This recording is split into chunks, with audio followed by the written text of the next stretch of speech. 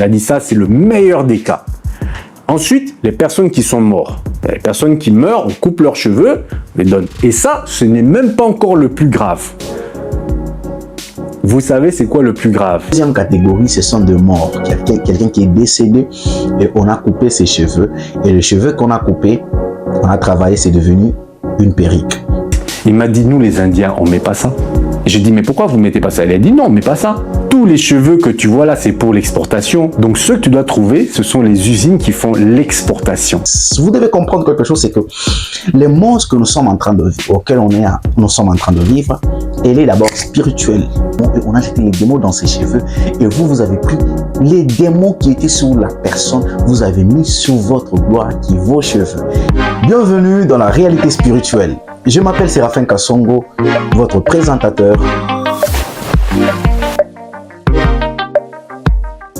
Et bienvenue encore une fois de plus dans la réalité spirituelle. Alors aujourd'hui, nous allons parler de ça. The spirit that possesses Muni responds with a spasm of rage. Mais je suis contre les cheveux naturels. Et là, maintenant, je vais vous expliquer pourquoi. Nous allons parler de perruque naturelle, ce qu'on appelle perruque naturelle.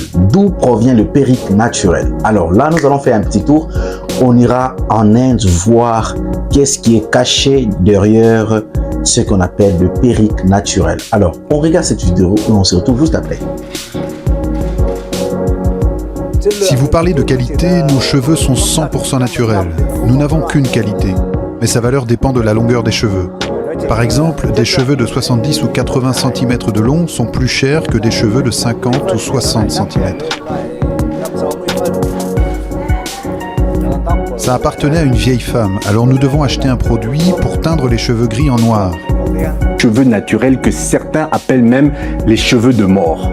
J'ai fait un voyage en Inde il y a de ça quelques années. J'ai eu l'occasion de visiter les usines et les Indiens m'ont parlé exactement de quoi il s'agissait. Je me dis, je vais me partager cette expérience et vous dire qu'est-ce que j'en pense de ces fameux cheveux qu'on dit naturels et qui est censé embellir. Il y a quelques années de cela, j'étais parti en Inde, c'était pour des raisons familiales, donc j'étais pas en vacances, donc j'étais en mode très simple. J'étais dans un quartier très pauvre parce que j'attendais justement l'arrivée de la famille. C'était pour des soins médicaux. Et comme je suis arrivé 2 semaines en avance, donc j'ai passé 2 semaines en Inde, tout seul, hein, dans un quartier vraiment pauvre, très pauvre. Et je me suis baladé et j'ai découvert, j'étais à Mumbai, donc c'est une ville très dense. Et j'ai découvert un peu comment ils vivent. J'ai même compris pourquoi les Indiens sont si bien en Afrique. Parce que je me disais, mais quand je voyais les Maléwa, les petits business, je me dis, mais en fait, c'est comme l'Afrique, sauf que c'est un autre peuple. C'est le même style de vie. Il y avait des pousse-pousseurs, il y avait des gens dans la rue. Je reconnais quand même quelques similitudes avec l'Afrique et je me dis, ah, c'est pour ça qu'ils arrivent à si bien s'intégrer en Afrique, mais avec leur système de business en plus. Bref, comme j'étais là et des gens de mon entourage ont vu que, ah, tu es en Inde, il y a beaucoup de filles, comme mon travail, je vous ai dit, il y avait beaucoup de modèles. Beaucoup de gens m'ont dit, mais tu peux faire beaucoup d'argent, ramène-nous des cheveux, je vais vendre ça. Tu sais, ça c'est autant, ça c'est autant. Ça, j'ai dit, waouh, vous dépensez autant pour vos cheveux. Je me dis, bon, il y a peut-être un coup à se faire. Hein. Je vais mettre un peu mes idées de panafricain là sur le côté. Hein, on va un peu se faire un peu d'argent, je vais aller checker. Je cherche, je ne trouve pas. Je ne trouve pas de magasin qui vend des cheveux. Je ne fais que chercher, je demande déjà que leur anglais là, c'est pas si simple. On croit que tous les Indiens, ils parlent anglais. Ah non, hein, je peux vous dire que c'est des personnes, ils aiment leur pays, ils aiment leur langue, ils aiment leur culture. C'est très difficile de trouver quelqu'un qui parle anglais. Et quand tu trouves quelqu'un qui parle anglais, l'accent est très difficile à comprendre. Donc j'essaie, je demande, personne ne sait rien à propos des cheveux. Je me dis, mais on est quand même en Inde. Quand je suis en Europe, quand je suis en Afrique, tout le monde parle de ces cheveux qui viennent de l'Inde. Alors pourquoi? Je cherche sur Internet, je trouve une entreprise qui vend.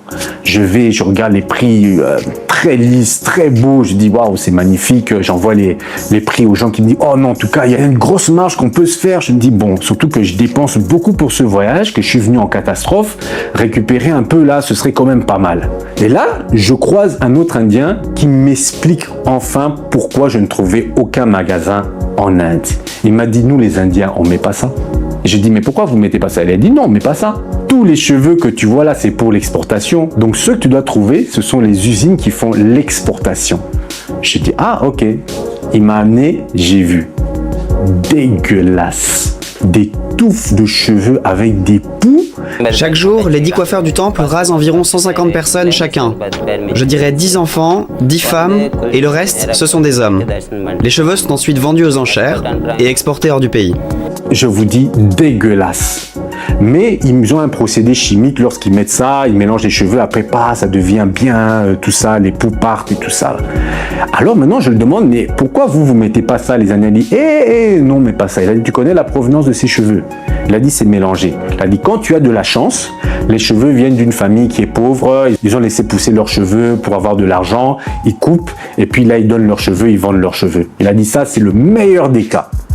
Ensuite, les personnes qui sont mortes. Les personnes qui meurent, on coupe leurs cheveux, on les donne. Et ça, ce n'est même pas encore le plus grave. Vous savez c'est quoi le plus grave? Et pourquoi les Indiens ne mettent pas ces cheveux dans leur tête? Certains de ces cheveux viennent d'un rituel d'exorcisme. En fait, quand ils font l'exorcisme, ils chassent l'esprit du mal dans les cheveux de la personne. Et à ce moment-là, ils coupent les cheveux pour que l'esprit reste bloqué dans les cheveux. Et ces temples-là, ils jetaient après les cheveux. Et puis il y a les businessmen indiens là qui faisaient l'Afrique partout là, ils venaient, ils voyaient tous ces touffes de cheveux là par terre là, et ils disaient, vous allez faire quoi de tous ces cheveux? Ils disent non, on jette, c'est les choses du démon. Oh, est-ce que je peux prendre ça? Oh oui, au début, ils prenaient même ça gratuitement. Oh oui, prenez. Jusqu'à quand les gens des temples, ils ont aussi compris, maintenant ils demandent de l'argent. Monde. À peine coupés, ils sont soigneusement accumulés dans l'arrière-boutique. Les moines ont très bien compris que ces cheveux pouvaient alimenter un marché très lucratif et ils l'ont organisé. Comme vous avez vu la vidéo qui vient de passer, la perruque provient des êtres humains. Alors, je serai beaucoup plus basé sur la provenance de ce perruque. On va donner les 3 catégories ou les 3 types de la provenance de perruque naturelle. Première catégorie, c'est une personne qui manque de l'argent et la personne vient donner ses cheveux en échange de l'argent. Donc la personne donne ses cheveux et on remet à la personne de l'argent. Deuxième catégorie, ce sont des morts. Quelqu'un qui est décédé et on a coupé ses cheveux. Et les cheveux qu'on a coupés, on a travaillé, c'est devenu une perruque. Troisième catégorie, c'est les gens qui sont passés par les services de délivrance.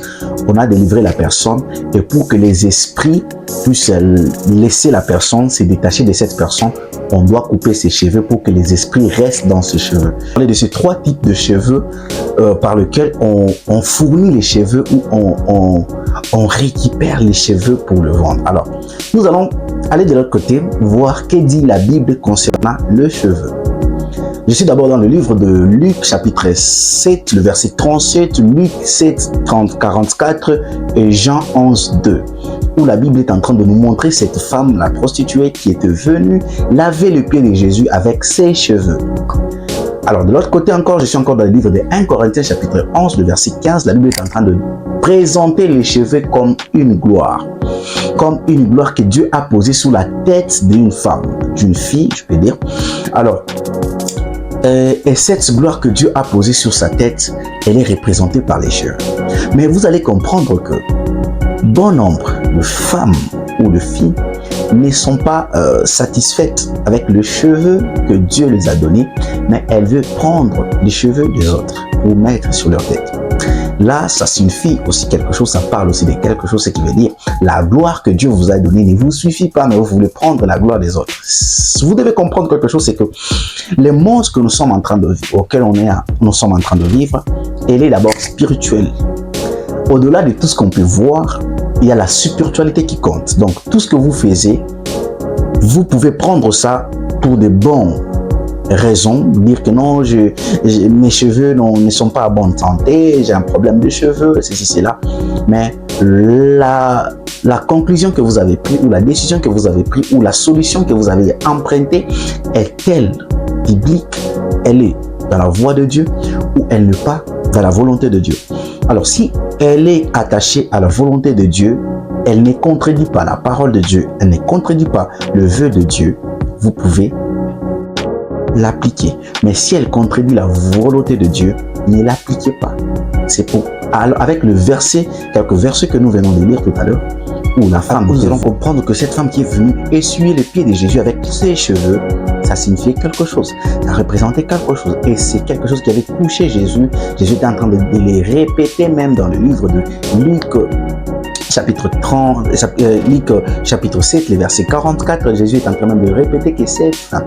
Et lorsque nous lisons encore la parole de Dieu, la Bible nous les répète encore dans le livre de Jean, chapitre 11, le verset 2. La Bible est en train de dire la femme là qui était venue essuyer les pieds de Jésus avec ses cheveux, elle était la sœur à Lazare. Et par là, vous allez comprendre que c'était quelque chose que la femme avait fait avec tout son cœur, de venir essuyer le pied de Jésus avec ses cheveux, parce que ses cheveux représentaient une gloire. Donc, elle a mené sa gloire. Elle est venue avec sa gloire s'humilier au pied de Jésus.